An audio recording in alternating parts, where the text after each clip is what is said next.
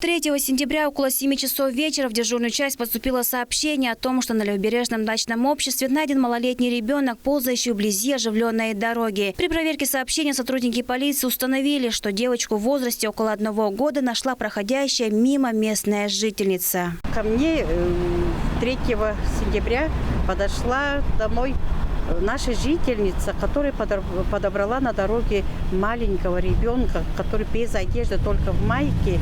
И еще у нее на руках и в ноге большие раны от укусов насекомых было. Она без сопровождения взрослого, вообще одна. И ей даже года, по-моему, нету. Мы взяли ее дома, да, и хотели поставить на ноги, но она не ходит. И даже не разговаривает. Она была голодная. Дежурному позвонили УВД. И потом после этого приехали сотрудники и забрали ребенка.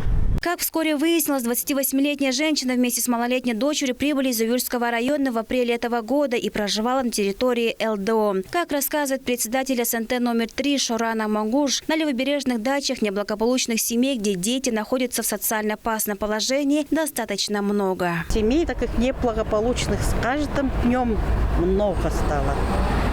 Очень много. Вот этот вопрос надо решать без присмотра. Вот эти, как сказать, они думают, что эти родители приезжают, и как будто мы не знаем, их не видим. Их очень много стало. Улицы узкие, как раньше, с 70-х годов эти дачи построены. И там не улица, а ряды 9 метров. И машины со всей скоростью ездят, а такие малыши бегают. Очень страшно.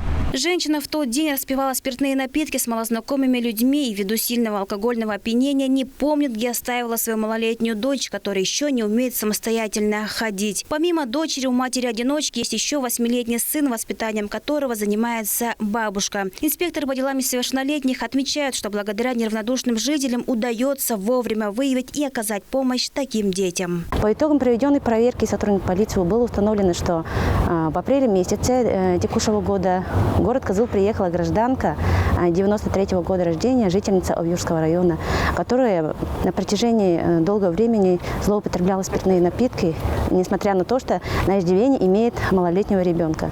По итогам проверки установлено, что ребенку 1 год и 8 месяцев, и 3 сентября она оставила своего ребенка в опасности. По данному факту в отношении гражданки возбуждено уголовное дело по статье 125 Уголовного кодекса Российской Федерации. Это оставление в опасности. Очень отрадно, конечно, когда жители всегда нам сообщают такие происшествия, что они всегда проявляют свою гражданскую позицию.